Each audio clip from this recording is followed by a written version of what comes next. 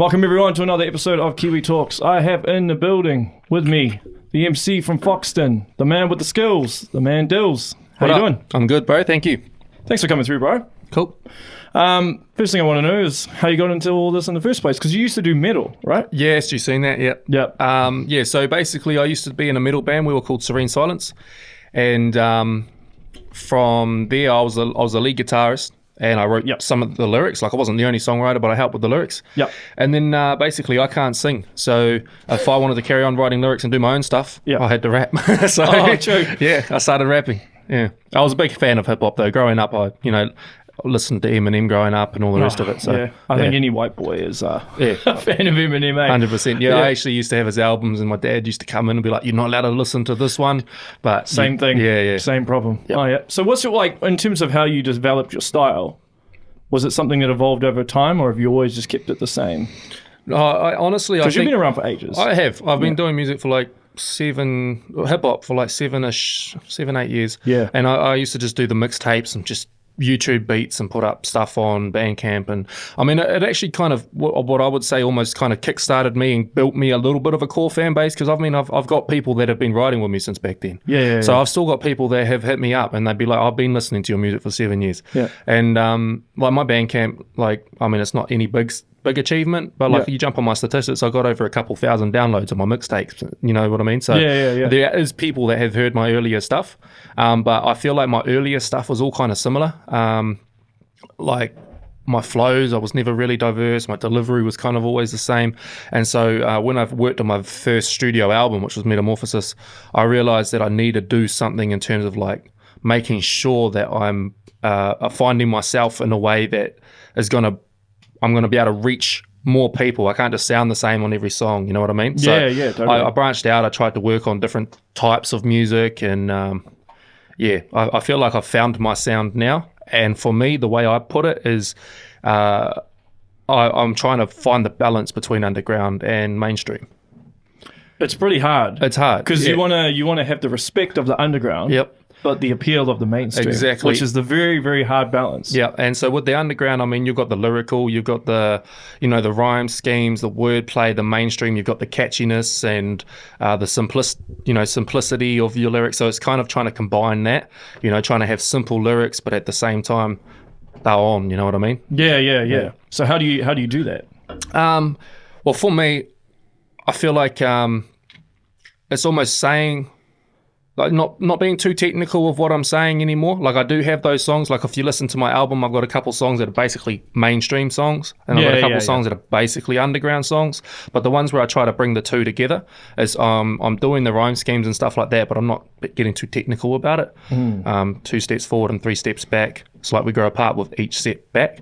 So, that's just the first line for Wait On You. And my rhyme scheme there is 3 steps back, each set back, you know what I mean? Yeah. But at the same time, I'm just saying something simple. Because you got some cool stuff, man, and you do a lot of conscious stuff, which is cool. You're not just all about bars and stuff like some rappers are. Yeah, no. I do rap about my life. Yeah. That's one of the cool things I like about you. Yeah. And I feel like that just comes from, for me, it's an outlet, you know what I mean? So for me, rapping about my life, that's a way that I can deal with that situation. Yeah. So if I'm going through something, instead of, I don't know, maybe punching a boxing bag like someone might, or they might go do drugs, I don't know. But the way I deal with it, I just write music. There's a lot of songs on my laptop where I've gone through something, whatever I've gone through, I've made a song just to help me deal with that situation. And it's just sitting on my laptop. And it's because I made it for me, to help me deal with that situation. And then sometimes I'll release them. So it's like a therapy? Therapy, yeah.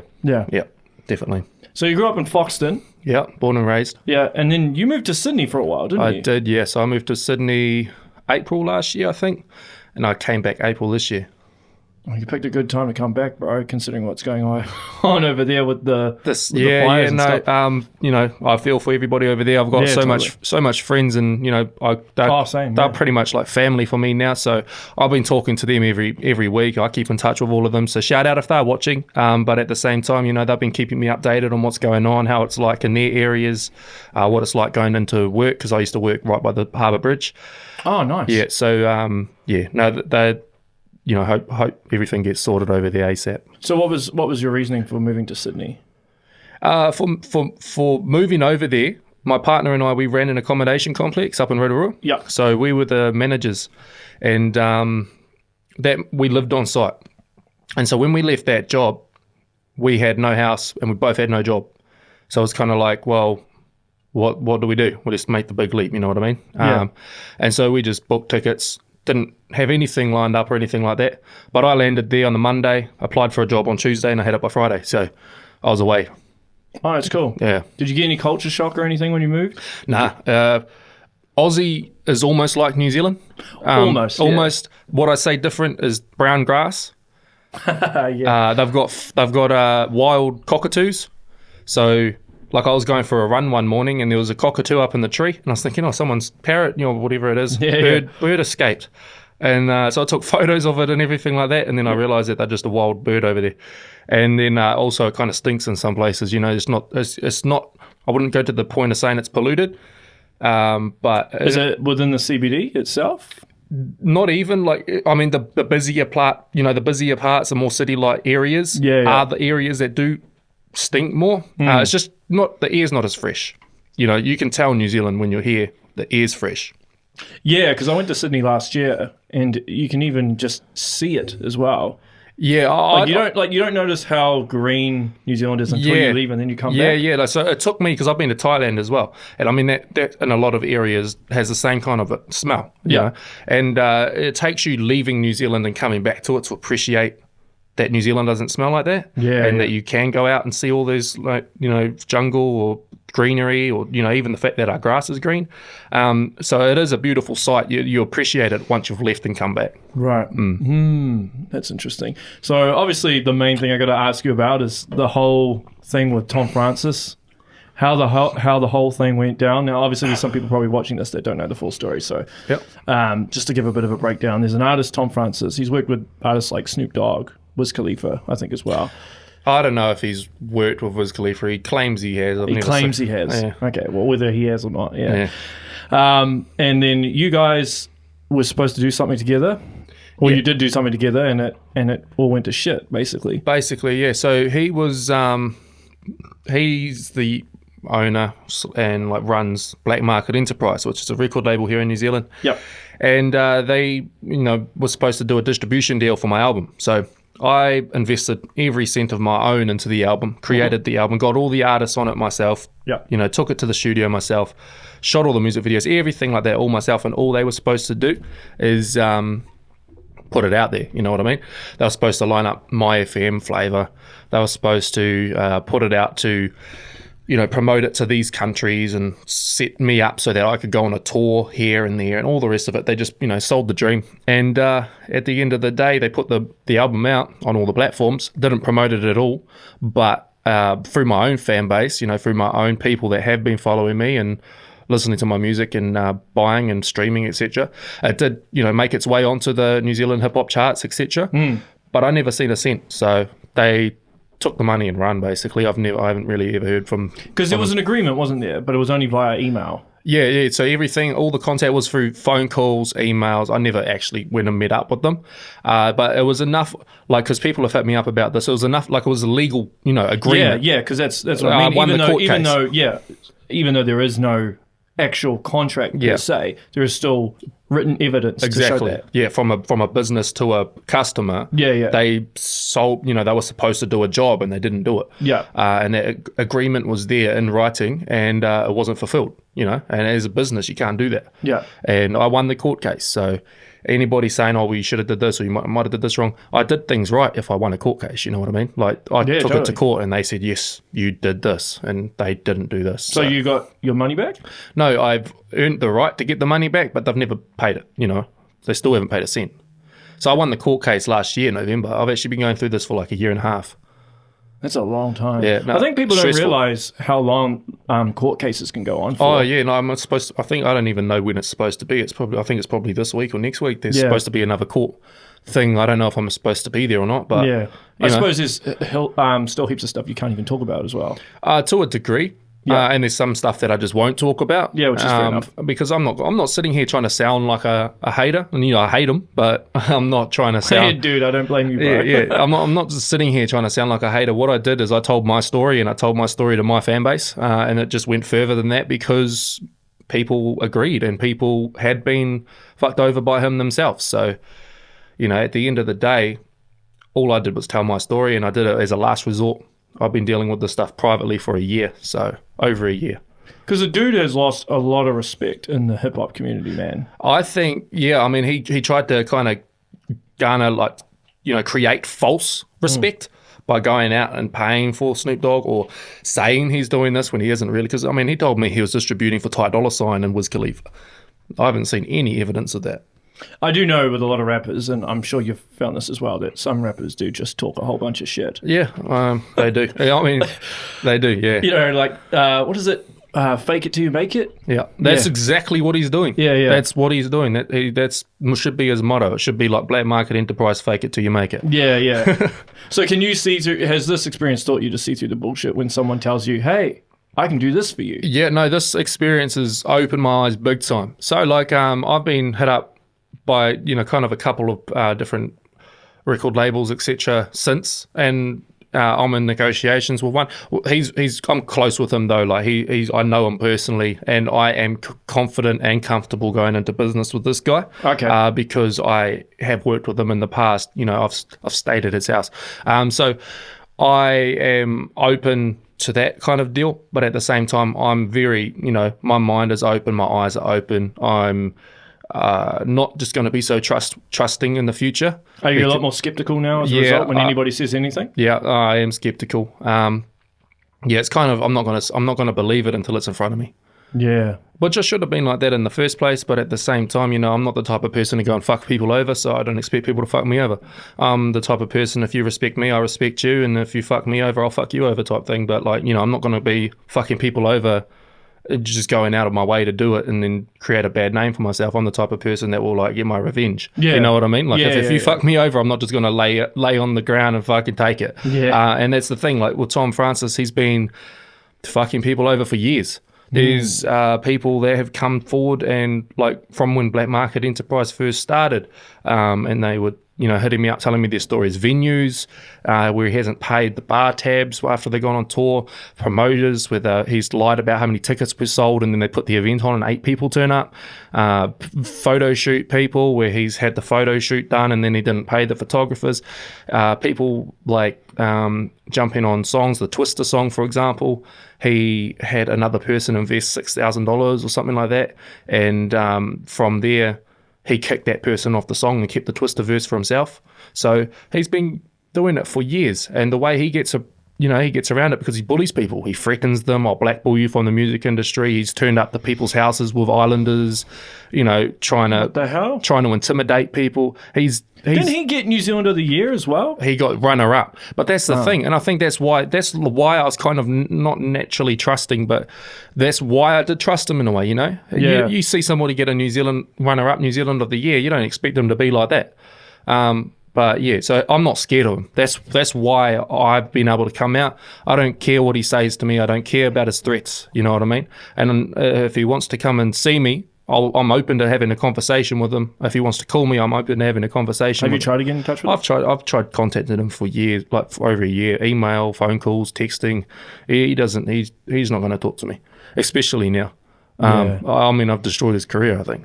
But yeah, pretty much. Yeah, at the end of the day, I'm not scared of his threats, and I'm not going to be intimidated. I'm not that type of person. Yeah. So it got national coverage and everything as well. So it's a big thing. Yeah, anybody that searched Tom Francis now before they work with him, they're going to see it, and that's the goal. It wasn't the goal, but it's a good thing. A good. But you tried to deal with it privately. I did, for over a year. Yeah, but and because that's something I haven't liked is the fact that people will hit me up and be like, "Oh, you're just trying to get attention." It's like, no, I'm not. I just want to tell my story. There's always haters with everything. 100%. I understand that, but that's a warning. People ain't going to work with him now. They're going to search in Tom Francis or Black Market Enterprise, and they're going to see exactly who he is. Yeah, because I remember when I saw the track that came out with Snoop Dogg, I was thinking, how the hell did he score a song with Snoop Dogg. Yeah. And then find out later he paid for it. Yeah. What was it, like 25 grand or something? I heard that he paid 25 grand, and I know it's from a pretty close source, but at the same time, I feel like Snoop Dogg's, I can't imagine him being that cheap. I mean, like, if you do a song with Snoop Dogg, that's going to make a lot of revenue, you know what I mean, in terms of streams and sales and stuff like that. So you're probably going to make your money. I don't know how much money you would make back, but I feel like it'd be more expensive than 25 grand. But that's what I heard. Yeah. Yeah. It's fucked up for sure. Yeah. But some cool things that I've seen that you've done is you've worked with people like Scribe and J Williams, and you just did a gig with Scribe and Sid recently, eh? Yeah, so I performed with them in Palmerston North a couple weekends ago, and it was cool. You know what I mean? Like, I walked out to the back where the VIP area was. Sid and Scribe was sitting at a table, and Scribe stands up. He's like, "What up, Dilz? Like, are you still in that spot up in Rotorua?" And that because he came through and stayed with me up there. So, like, oh, when was this? I toured with him at the start of last year.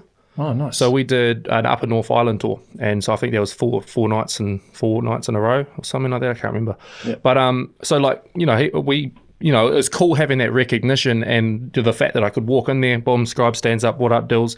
And then I sit down at the table and Sid's having a conversation with me about the track Falling that I put out and the whole Tom Francis stuff, And he's somebody I wasn't sure, I wasn't sure if he knew who I was because I haven't worked with him before. And then from there, it just.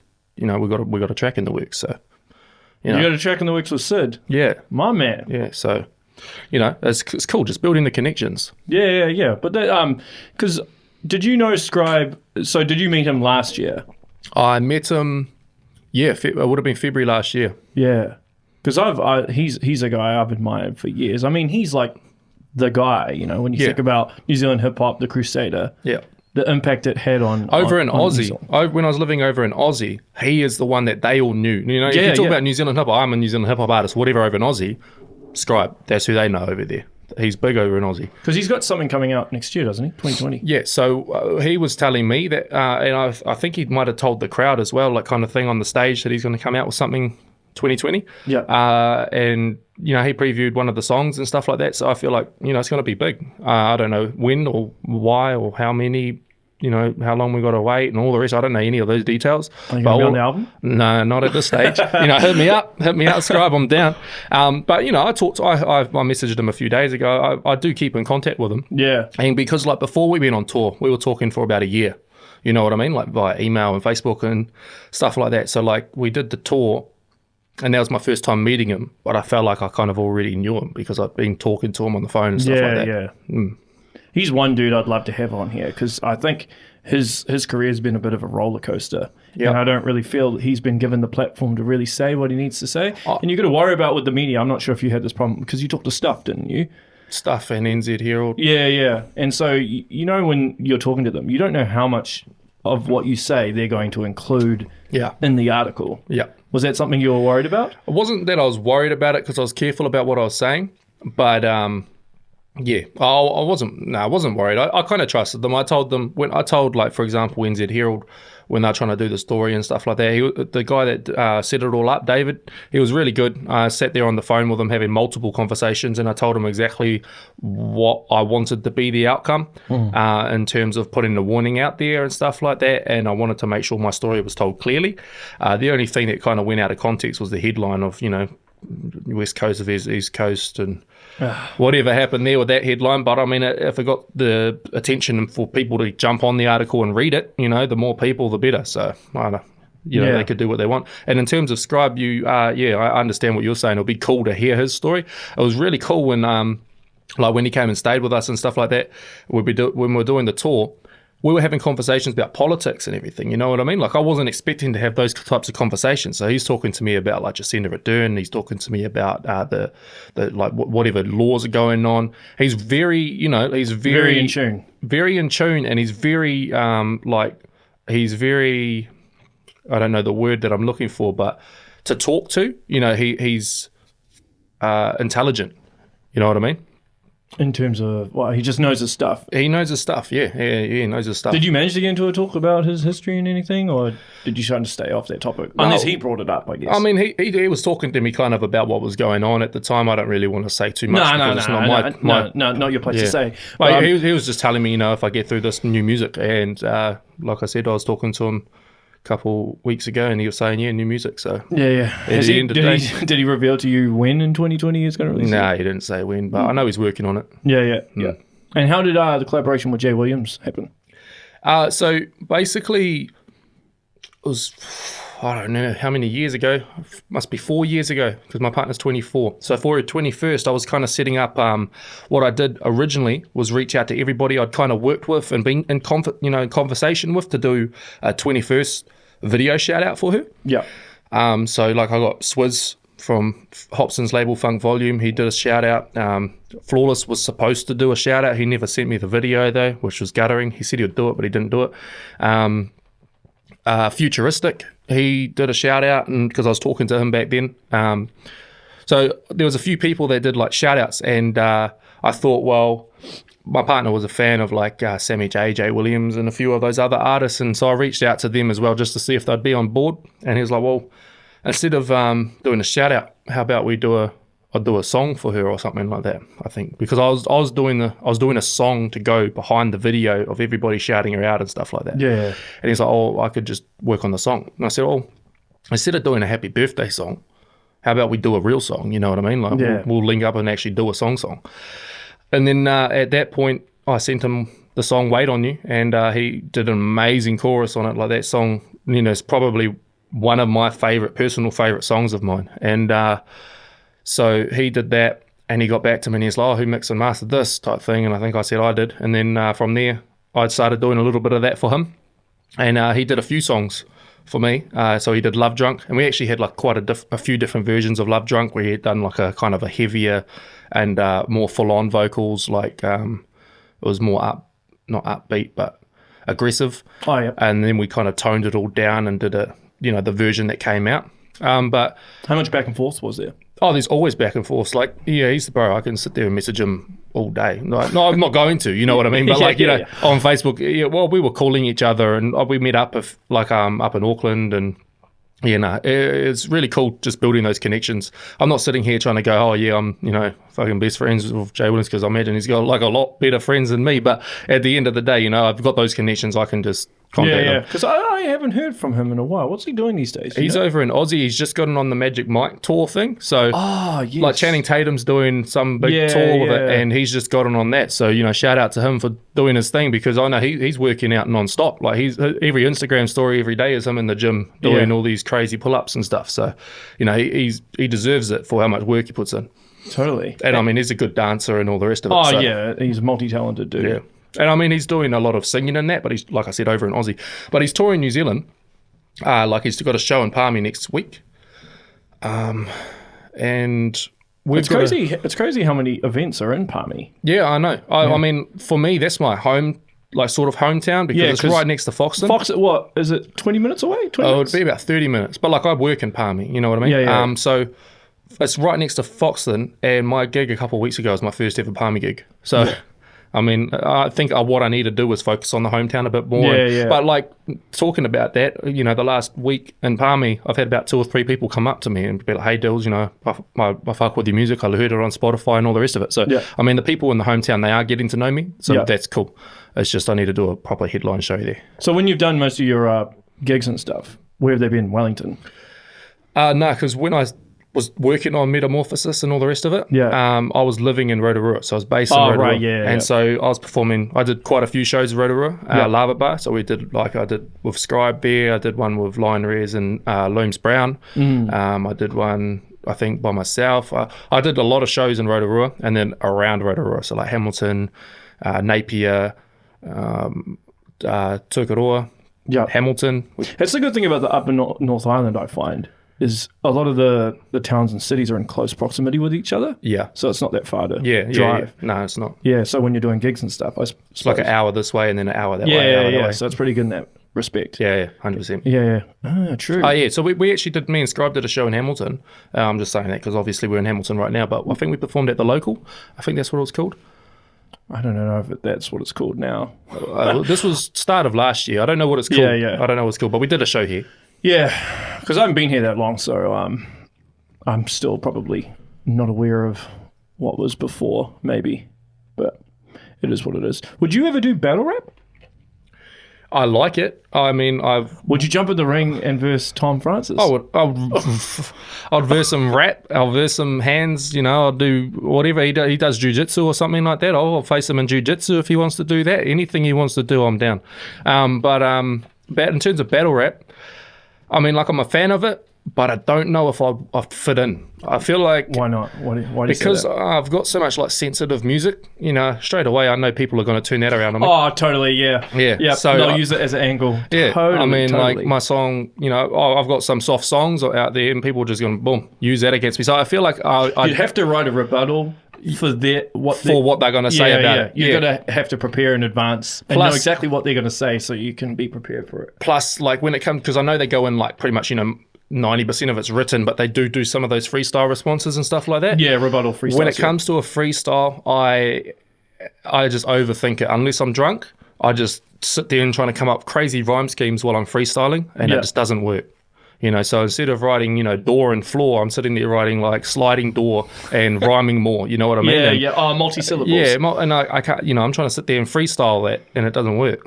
Because I can't. There's some people that it really comes naturally to them, eh? Yeah. They're just able to pull it off because they've been reading dictionaries. Do you read the dictionary? Thesaurus? No. Encyclopedia? No. No? No.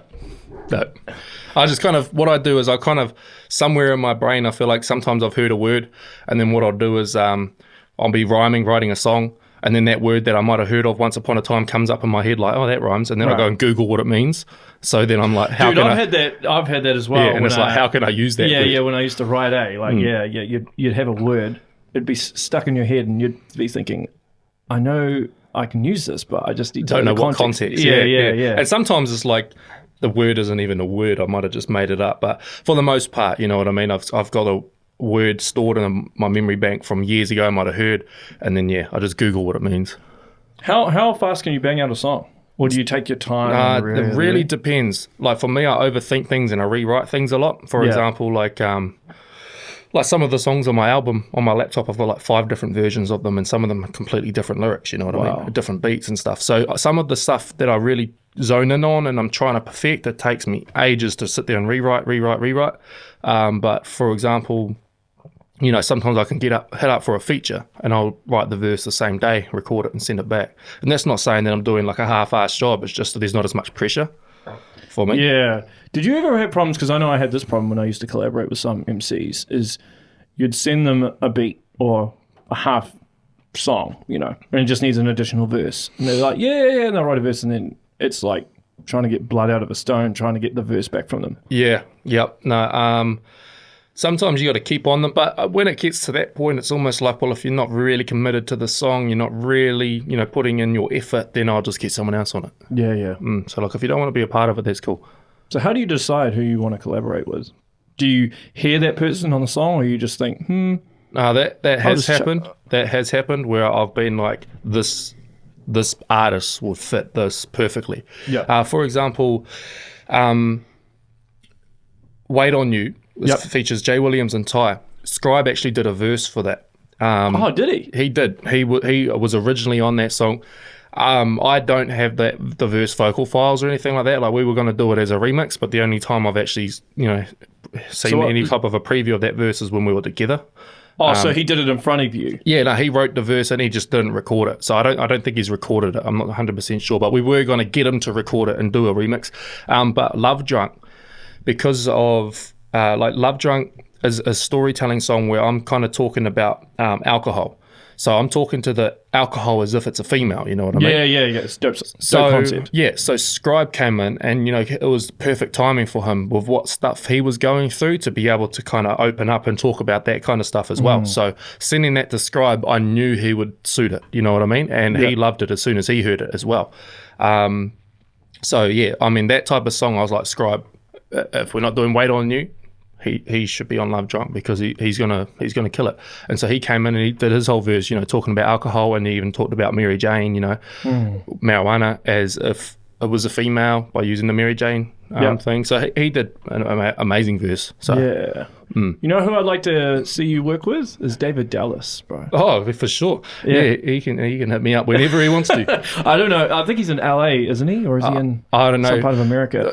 I mean, I've got quite a lot of David Dallas's songs on my Spotify, and like he's an awesome guy. Like in terms of like his art. I met him once at a Street Fighter competition. I've seen him live. That was when he opened for Eminem.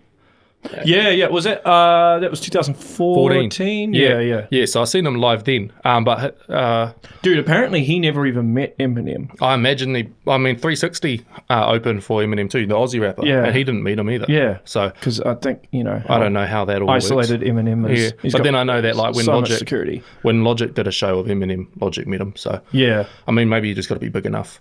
Yeah, quite possibly. But I remember when I left the venue at Rapture in 2014.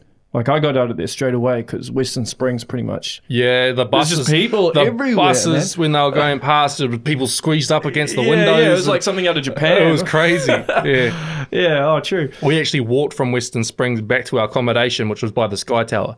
It was crazy. Oh, bro, that would take like what, an hour? It took probably longer than an hour. Yeah, it was. Were you a bit drunk too?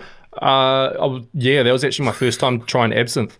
The whole night I felt like I'd swallowed my Adam's apple. Yeah, I've done that once and never again, I was like, oh, no, hell with that. Yeah. So would you ever do a tour, like overseas or anything? Oh, I mean, if I had the fan base, but I wouldn't try and do a tour where two people are going to show up. You know what I mean? Yeah. Or like a tour around all of Australia or something. Oh, 100%. But like I said, with the fan base, and also, like, I would need the right people behind me trying to help with the events, you know what I mean, in terms of the organising. Yeah, because it is time consuming. 100%. So like we're kind of working on a New Zealand tour at the moment. Yeah. So from north to south? Or maybe what, North Island, South Island? We've got north kind of sort of locked in. We've got we've got the Rotorua venue keen, we've got a Hamilton venue keen, we've got New Plymouth keen, sort of got a Palmy venue keen, kind of got a Wellington one lined up and Napier one locked in.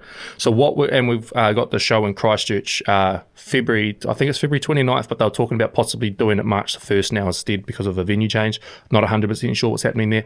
But the February 16th or February the 23rd, I don't know if we've sorted the date yet, we're going to do a show in Napier at the Cabana.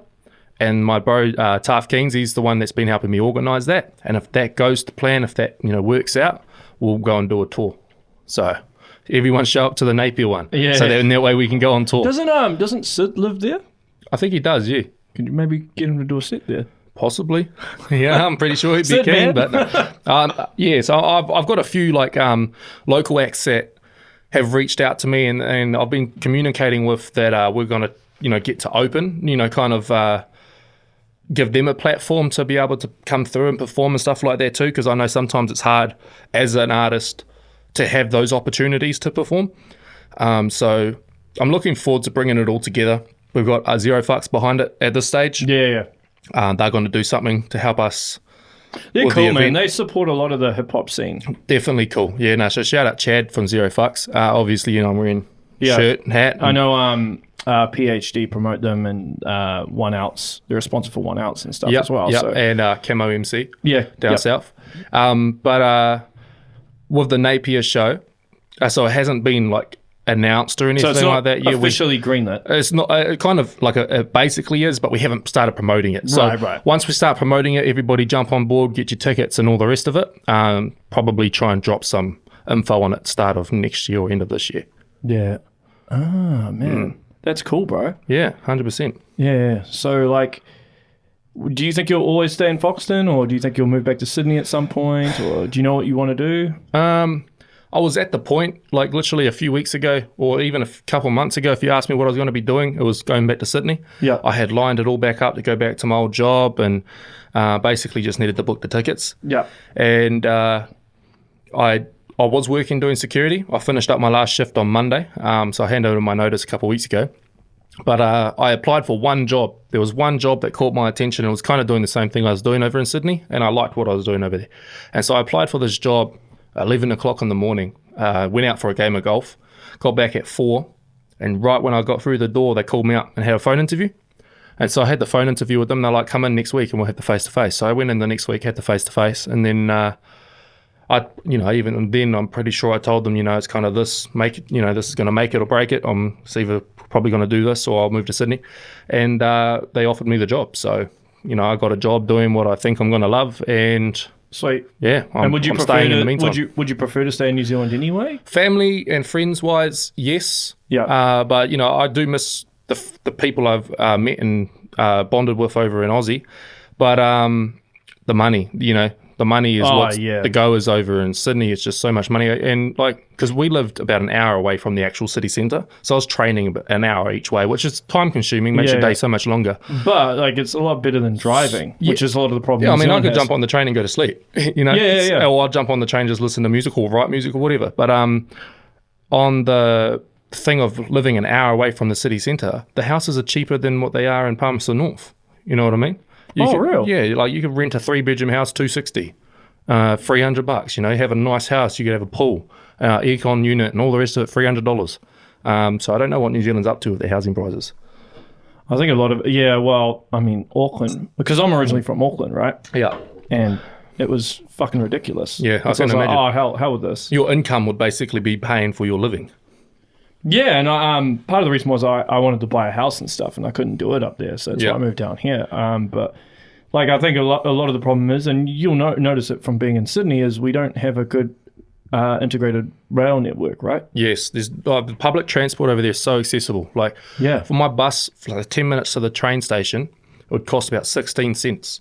And then my train from the station through to my work, which was an hour and a bit away, would cost about $3 each way. So that is cheap. You know what I mean? That's barely anything, and you're getting pretty much, your bus ride 16 cents, train ride $3. Yeah. That's not like that in New Zealand. Because you can earn more. The cost of living is cheaper in Australia, and you can earn more as well. They say you can, what is it, 20,000 more maybe? Because I was on a job where I was on a kind of a locked-in salary over there, but then we also had bonuses each month. So there's individual and team bonus. Oh, nice. So if I was hitting my individual and team bonus every month, which I was, and if I'm hitting, getting my fortnightly salary as well, I was on about 70K. And this is just, I called them up on the Monday when I landed and I had the job by Friday, and I'm getting paid 70K a year. So, and it's easy because Australians and New Zealanders can work in each other's countries with no problem. So it's pretty straightforward. Yeah, it is. Yeah, but why'd you pick Sydney over Melbourne? Because there's a big hip hop scene in Melbourne. Originally I was going over there kind of to push the music and stuff like that, but because everything kind of turned to shit with what happened, I just completely went off the radar. Not long after I moved there, because I moved there about a month after I put my album out, maybe a little bit less. And so my goal was to go over there and push the album, but that's when I started seeing everything was getting fishy. And then it wasn't long until I pulled all my music off the internet and all the rest of it, and was just trying to deal with the situation, and it kind of put me off music. So I didn't really focus on music while I was over there. But Sydney, we were tossing up between Melbourne and Sydney, and I think maybe what pushed us to Sydney is because my partner, her auntie lived over there. So so you had some family. A person, somebody that we knew over there. Whereas Melbourne, there was nobody. Yeah, because I think that's part of the problem, right? Is if you go somewhere and then something goes to shit, you want to back up. Yeah, you have no support or anything. Yeah, no, they supported us crazy. So thank you big time to them, because they helped us every move, every step of the way. They helped us. So. Yeah. So let's talk about your song Metamorphosis. The one that dropped? The one that's dropped? Yep. So, because your first album was Metamorphosis, wasn't it? Yeah, so the album's called Metamorphosis, and that was off the album. That was the title track. So is this like a re-release? Sort of a re-release, basically, because I pulled all my music off the internet. I only just put it all back up a few months ago. And because Black Market Enterprise never did their job, nobody ever heard the album. And I invested so much time and money and all the rest of it, energy, into making the album. I felt like it does deserve to be heard. So what I started doing is I re-released it myself, and then just put up a video for kind of each of the songs. Not all of them, but most of them. Have you ever shot your own video? Have you ever done a song and then tried to shoot a video yourself? All those ones are on private on my YouTube. so you ain't seen them. Oh, if you're an OG fan, you've probably seen a few of them, but yeah, no. That's like a selfie stick. Yeah. Yeah, no, I even had it like, because I've got a 15-inch screen MacBook or whatever, kind of like that one there. Oh, yeah. And I just used the webcam and I just held the laptop out there and I made the video like that for some of them. And some of them I just set the laptop up on a table, and I was just shooting it on the MacBook. And then I've got a song on YouTube called Hometown. Yeah. And that was shot on my cousin's Samsung. I think it was like an S5 back then when it just come out, or S4. Bro, a lot of videos and stuff are shot on phones now, man, because it's so powerful. The quality is crazy. I mean, I've got an S10 Plus, and it's crazy quality. Yeah. It's just it's amazing. Actually, you don't need to spend like $3,000 on a nice ass camera. No, well, I've got a really awesome photo crew and video crew. Like, we just shot a video right before we came here. So that was it's like an international collab. Yeah. There's an Indian guy called Safal, and he hit me up, and he's doing some massive things. He's got like 50,000 views on most of his YouTube videos and stuff like that. So I was like, well, that's cool, because he's hitting me up. It's going to give me a chance to put my music in front of his platform in his country. Yeah. So I dropped a verse, and so we did the video for that this morning, and then we did a photo shoot for after the video, just to do some clothing photos and get some new photos that I can use to promote and all the rest of it. But we did that this morning, so shout out to David Nixon, who's the photographer, and Michael Newton, he's the videographer. They're both Hamilton based, and they've got my back big time, so it's crazy. It's really cool. I can come up here and just hit them up, and whenever they kind of drop everything and do something for me, so appreciate them big time. And if you need some work done, go and hit them up. Hamilton. How do you find doing photo shoots? I've done a photo shoot before, and I find it really weird. I hate it. Because you're posing. You don't know what to look at. You're posing, but you don't really want to look like you're try hard posing, you know? Yeah, no, I don't like it. I don't smile. I hate smiling. It's not that I'm an angry person, it's just I don't know how to smile. So I don't like it. And like after this, I'm off to an actual like proper like in a studio photo shoot, because this is just the photos by the river and in the woods and stuff like that. But after I finish up here, I've got another photo shoot with somebody else. I haven't worked with him, but his name's Daniel, and I'll do some promos of him once we drop the photos and that. But he hit me up after the whole Tom Francis thing, and he's like, hey bro, I want to give you a hand, come through. And so I'm going to go through and see him, and that's an actual like photo studio. You know what I mean? I haven't seen or experienced that yet. You've got lighting similar to this, I'd imagine.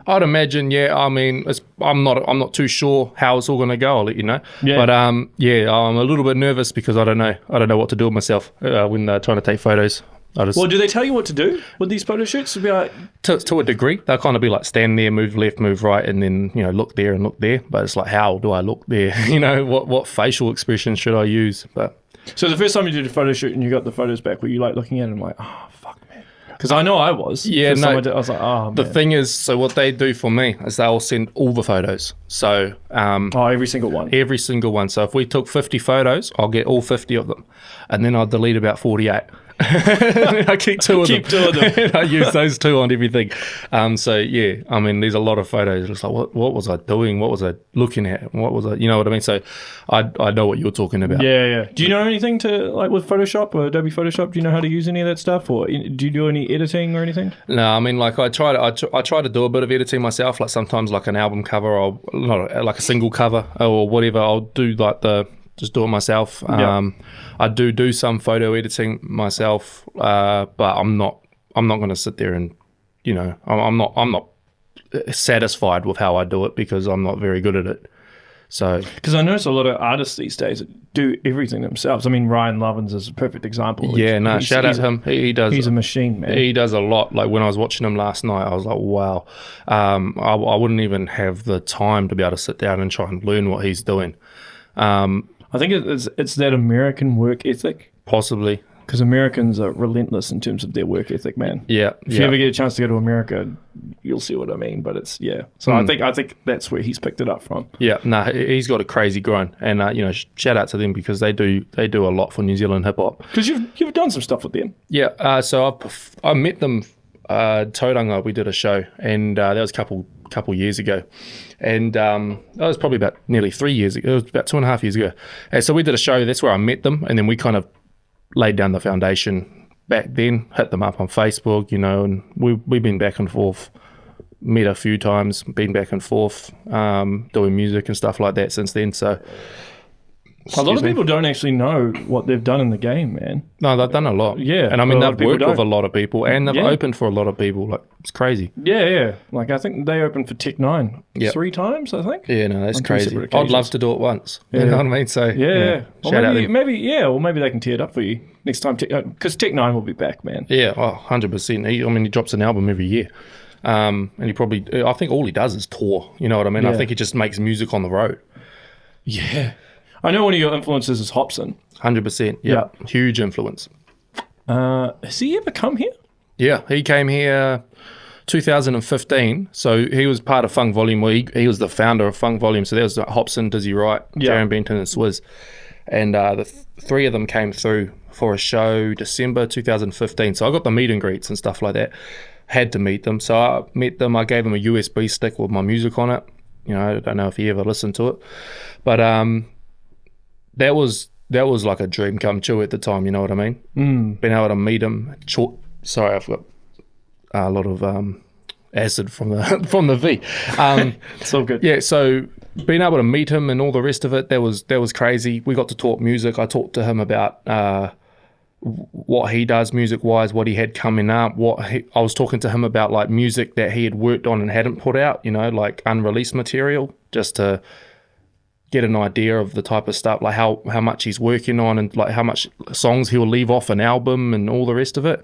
Just true. Yeah. I just had I was talking to him like 15 minutes, and it was like probably at the time one of the best 15 minutes of my life. Yeah. So one of fanboy. One of my favorite jams by him is Ill Mind of Hopsin 5.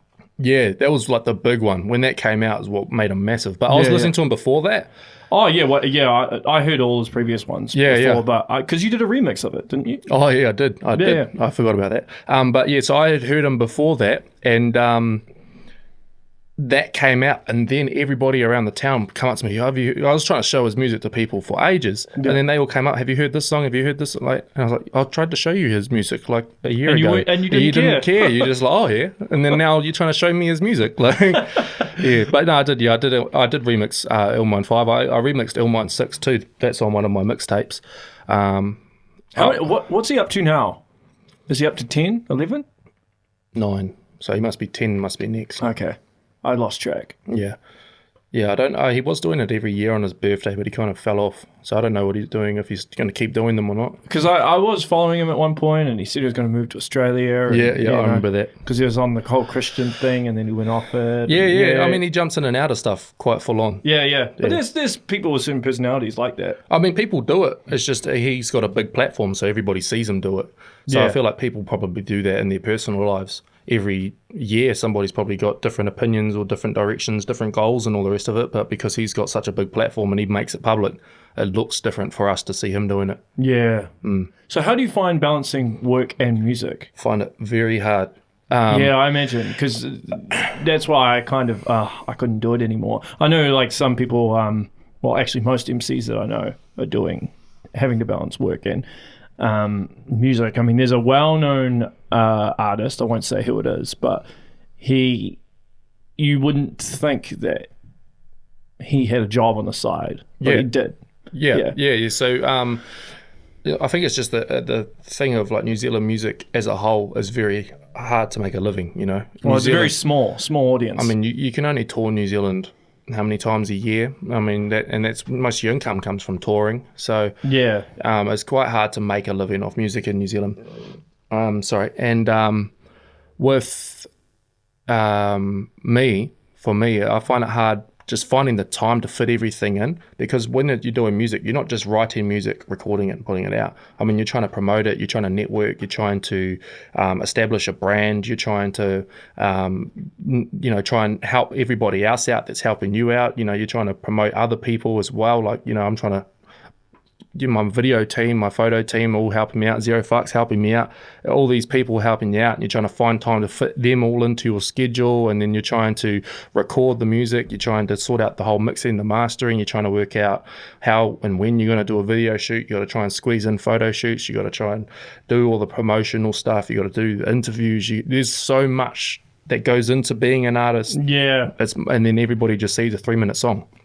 Yeah, they don't know that all the hard work behind the scenes. No, there's so much hard work that goes in behind the scenes. And because the music scene is kind of oversaturated, I mean, particularly in New Zealand, I feel like everyone's a rapper. Person's a rapper. Yeah, or everyone knows someone who raps. Yeah. You know, I have like a backlog of people that want to come on here who are rappers. Just a massive, massive backlog. Yeah. So it's, shout out for getting me up, bro. No, that's all good, bro. Appreciate it. Yeah, no. So I know how hard it is, man. Just sometimes do you just have one of those days where you're just like, oh, fuck this, I'm done with this. Yeah, well, because I've got a partner as well.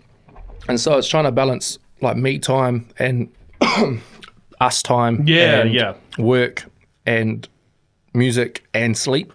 Yeah. And they are very hard to all fit into the same So how do you do it? day. I'll wing it. You wing it. At this stage, I plan sleep for Friday, and then the rest of the time I'm just grinding. So, do you have any kids or anything? No. Imagine how hard it is for people that have kids, like Ryan. Oh, I know. How does he do it? Yeah. So like, and you know, it's crazy. Yeah. So how do you keep your energy up? V's. For people who don't know, I had a V for him, and he seems pretty stoked. Yep. No, so usually I'm the type of person that can live off not too much sleep. So my sleeping, I'm usually asleep, like 1 o'clock, 2 o'clock in the morning, then I'll be up at 6 or 7. Yeah. So I can live off that much sleep and be fine. But if I'm not getting any sleep, I kind of crash and burn.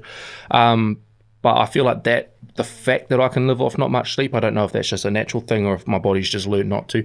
I feel like that's what's helped me big time, because there's less time on my day getting taken up by sleep. Because if you think about it, if you're having 8 hours sleep every day, you've only got 16 hours to do stuff. If you're having a 6 hours sleep, you've got 18 hours to do stuff. You've got 2 whole extra hours. So that's why I feel like people in Auckland, particularly if you're working at a place that's not close to your work, and then you're having to do the commute as well. Yeah. And then you're trying to do music on the side, it's really, really hard. Yeah, like when I was in Sydney, my days were 8:30 till 5, I think it was, Monday to Friday. Yeah. But because I had to bust at the train station and catch a train, and I had to be there early because I can't miss it, and then I had to do the same thing back, my 8.5 or 7.5 hour day, I think it's 8.5 hour day, turned into a 12-hour day every day. So I was getting up at 6 and getting home after 6. So when I moved from Auckland to here, I gained 3 hours a day. When you moved from Sydney back to Foxton, did you find yourself? Did you find that you had more time? Yeah, no, I did, and I was bored at first. Yeah, so I had to find stuff to do. You created this? Yeah. Well, not entirely, but yeah. Well, this was a long process building this because I had to. Well, I didn't build it myself. I paid someone to do it because I'm not a DIY guy. But yeah, it was something I planned over a period of time. Yeah, well, keep you busy. That's cool. Like, I mean, I've been keeping up with what you're doing, and you're getting quite a lot of people through, and at the same time, you're getting quite a lot of attention. It's like each video, it's getting out like 1,000 views or whatever you're getting. Yeah, it's almost like that means you must have some type of a core fan base that's tuning into every video. Yeah, well, it seems that way, but I know there's people that are watching this that aren't subscribed, so they need to subscribe. But I know that feeling. But I'm always reaching out to people constantly, right? Like I've got people booked well in advance in March. I actually contacted Jacinda and Simon. Jacinda was couldn't do it because she's too busy. But couldn't or wouldn't? Well, her PA said that she was too busy. Right. Which may be true, it may not. I don't know. Simon Bridges is a possibility, right? But we'll have to see. Yeah. And so, what makes you do the whole kind of branching from politics to hip hop to, what I mean, like? Well, there's a number of reasons. Like, I mean, I have a lot of different interests. I'm not just interested in one thing, and also I like the diverse nature and being educated on stuff as well. Yeah. Particularly if it's something I know nothing about. So, by the time this airs, there'll be an episode that is released from these guys. They have an investment company called Kernel, where basically it's all to do with index funds and how do you invest your money, because apparently Kiwis, we have this big focus on residential property, investing in residential property, but there's actually a number of other different ways to invest your money and get good returns and stuff. Right. So this is something that just blew my mind talking to this guy. Right, and it's all about networking and gaining connections as well. Yeah. Yeah. I mean, as well, the fact that you're branching out to all these different types of people, you're getting their audience, and you're kind of probably going to grow quite a diverse fan base of your show. You know I was what heavily inspired by Joe Rogan. Yeah, no, and he's got very interesting content. And he gets a lot of different people involved. Yeah. And like it's different for different people, right? So say hip hop might resonate with some people, but it might not resonate with others. Yeah. And politics. And politics. Yeah. So it all depends. I mean, I'm always reaching out to different people and stuff. It's just as, but obviously hip hop is something I'm very, very interested in it. Whether it's the battle rap or traditional on beat stuff. So, and it's cool just being educated. And because I used to do hip hop, but I've kind of thrown in the towel now, and I decided to do this. So if Can you ever really throw in the towel though? I imagine if you used to do hip hop, you got some lyrics that come to your head, or some flows that you can come up with. Yeah, there is. There's some stuff that's stashed in the vault. I mean, Dila, who runs 1 Ounce, he's trying to get me to enter 1 Ounce, and I have thought about doing it. Should me and you battle on it? We could. Just don't bring up my soft songs. No, I wouldn't do that. But I do have a lot of stuff just stashed away in the vault for the day. Because I don't, similar to like with you and the music and stuff, there's a lot involved with this, right? Just getting someone, first of all, there's getting someone on, and then obviously you have to kind of know the background, yeah, particularly if it's a subject I have no idea about. But the trick is, right, I have to know enough to be able to hold a conversation, but I don't want to know too much to where you take over. Well, where I take over, and also so the audience can't even follow what the hell we're talking about because it's too in depth. Oh, yeah. You know what I mean? Yeah. Like if you're getting into very, very specific things, so it's a very hard balance. And then obviously you've got, as you said, like marketing and doing all the mixing and editing and all that. Yeah, I mean, and part of the reason I don't do it live as well is because I think some people are a bit more hesitant to come on these type of platforms, particularly politicians, right? Yeah, just in case they slip up or they say something they regret. Like there's a few people that are coming on that have said they asked me a few times, they're like, okay, if I say something, you can edit it out, right? I'm like, yes, I can edit it out if you want me to edit it out. Honestly, though, I've only had one guest on where I've had to edit something out so far. Or they've asked me specifically to edit something out. Yeah. And you'll probably be surprised as who that person is. But, so 9 times out of 10, I don't really have to edit the content per se, but it's just up to the individual if they want me to edit it out or not. Yeah. But it's cool. And I don't feel like there's really anyone in New Zealand doing this. No, I mean, it's a really cool setup, really cool platform. And I mean, you're growing pretty quick, so congrats. Yeah, well, I've only been doing it 6 months. Yeah, no, you're doing a good job. So. Yeah. And it's a way of me giving back to the hip-hop scene as well. Because I know there's people that watch this. And then obviously there's the verses and everything that rappers do at the end. Yeah, so. You put me on the spot with that one. No, I mean, I want them to come more prepared, but like, I've just been so busy and just trying to write on the side. It's like, No, it's all good, bro. It's all good.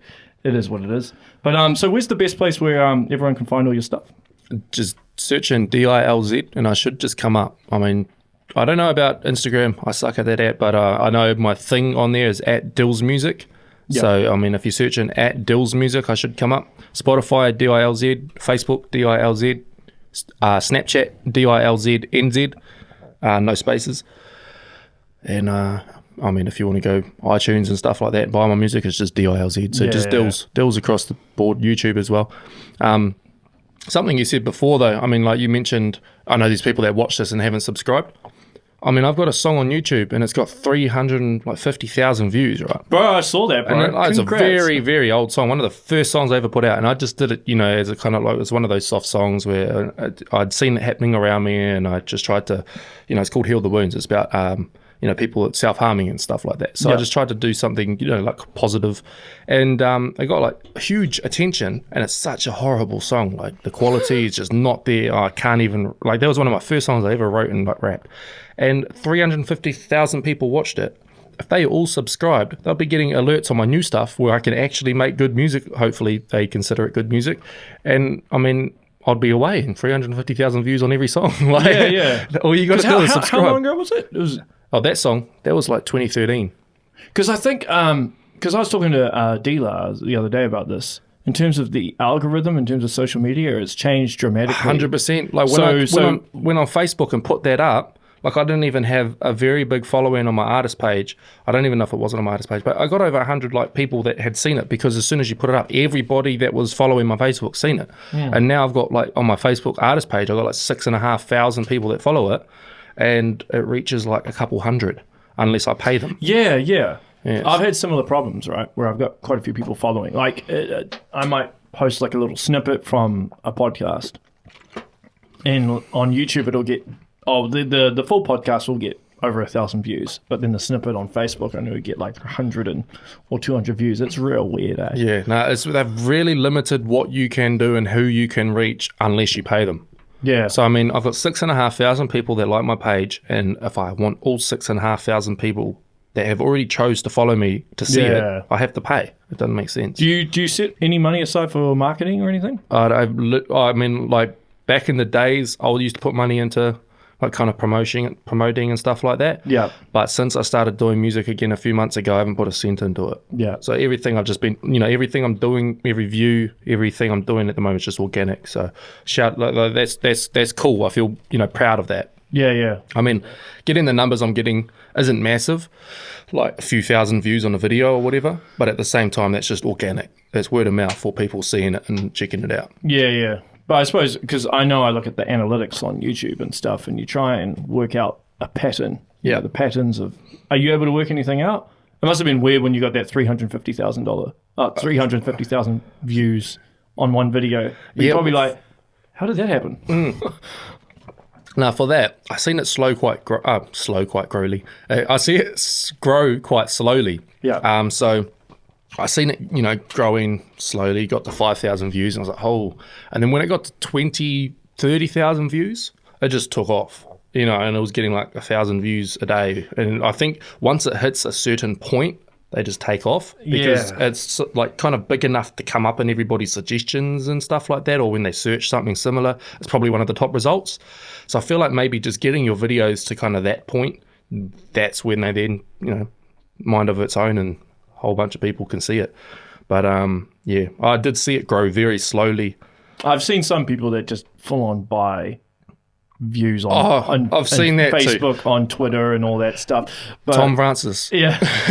But it's like, it's very suspicious when, you see that, it might have, 300,000 views and 2 likes or something. Or there's no comments on it. Or no comments at all. Or they have like 20-something thousand followers on Facebook, and they have 3 likes on their posts. And then all of a sudden one post has 1,000 and something likes. It's very, very, very obvious to see who's real and who's fake. You know what I mean? Yeah, totally. And I think the ones that are being real, they're the ones that, who's being real. They're building a foundation for themselves. So it might not look the coolest, might not look that great having only 50 likes or 100 likes on a post. No, you got to start somewhere, right? But they're building, you know what I mean? They're working on their product, and they're trying to reach more people, and they're doing it organically, and it's going to eventually, if it's good enough, hopefully it's going to get somewhere. You know what I mean? But if you go and just buy a fake like or whatever you want to do, you go on tour and 8 people show up to your show. That's what happens. Yeah, totally. Let it be a warning. Don't buy stuff. Don't fake it till you make it, because it doesn't work. Yeah. And I suppose quite a few people that have tried that. I mean, I've seen a few people try it, but Tom Francis aside. Yeah. No, I've seen a few people that have tried it. Like, I remember back in the days, there was this guy I did a song with, and he was trying to mentor me. And back then, I think I'd put a song out, and he was kind of upset that my views didn't reflect what he was getting. But then back then, you could look at the algorithms of other people's views on their YouTube. This is like years ago. You could click and see kind of how many views it got on a day and stuff like that. Yeah. I went into that, and on one day, his views went from like nothing to all the way up here, and then it stayed there. You know what I mean? So it went like 0, and then like probably 20,000, and then, you know what I mean? And so his video had 20,000 views, but they all came in on one day.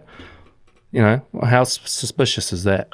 That's very suspicious. Yeah, and he was setting me up like, oh, you need to promote it more, and you got to do this because I'm this big of an artist, and you got me on your song, and you put it out, and it did nothing.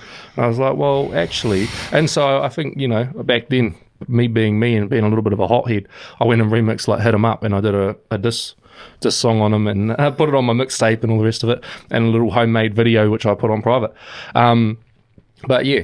Yeah, it is. It's very big. I think What it does though is it puts false impressions on tour promoters and people like that, you know, and then all of a sudden they're going to go, oh, we want to get him because he's got this many Spotify views, and him or her, they've got this many Spotify views and they've got this many YouTube views and they've got this many Facebook likes and this many Instagram followers.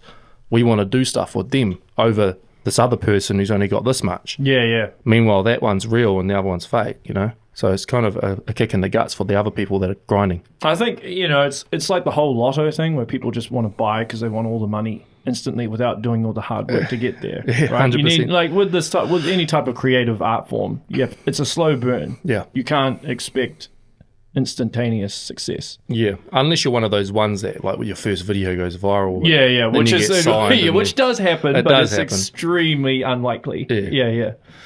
Cool, man. Well, look, I'll wrap up there because I know you got to get going. Yeah, cool. But yeah, man, make sure you check out the boy Dilz. He's on pretty much every social media platform. Yeah, except for Twitter because I deleted that. Yeah, Twitter's dangerous. I didn't like it. Yeah, I've got Twitter, it. but I barely use it. Yeah, I couldn't understand it. I mean, that's where I was kind of aiming towards with Instagram too. And then everyone was like, "No, you need to build it. You need to build it." And so, yeah, go follow me on Instagram. Yeah. Instagram's the way. Cool. All right. Well, yeah, we're going to finish there. Dilz is just going to quickly wrap up with a verse. But yeah, make sure you share, like, and subscribe. Follow Dilz on all his social media platforms. Make sure you support his new song, Metamorphosis. Out now on YouTube and all other platforms. Yep. And shout out Zerofux. And if you're in Christchurch, February 29th or March 30th, catch me, Ty, J Williams, and King Cass live. It's going to be a good one. All right. Sweet. Yo. Yo, Stills. Shout out Zerofux.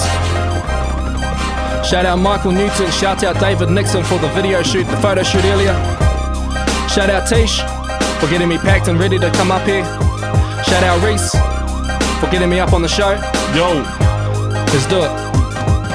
I have to admit it, I'm feeling empowered. It's true, it took time, like I'm stealing these hours. 2019 spent dealing with cowards. 2020 though, I have a feeling it's ours. Reminiscing got me wishing that this all went differently. I'm proud of where I am, I'm not looking for no sympathy. With the beat, a cappella, or with the symphony, I'll do anything you do, to put it simply. Literally, it's like you're littering, you're dropping garbage. Go back and study literacy, don't call yourself an artist. The fucks I give it zero and dough. Shout out Zerofux, walking down the street with the bros and people stare at us, they know who I am now. At my shows they have their hands up, it's the best feeling, hands down. Thank you Kiwi Talkz, sincerely, for inviting me. Passenger seat is ready, if you want to come and ride with me, I'm out. Yeah, there's the show, people. Make sure you share, like, and subscribe, and support the boy Dilz. Until next time, stay safe. Peace. Ciao, guys.